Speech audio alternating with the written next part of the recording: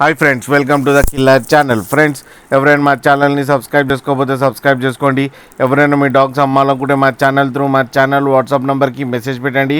Friends, ఇవాళ మీకోసం Pomeranian made adult dog తీసుకురావడం జరిగింది.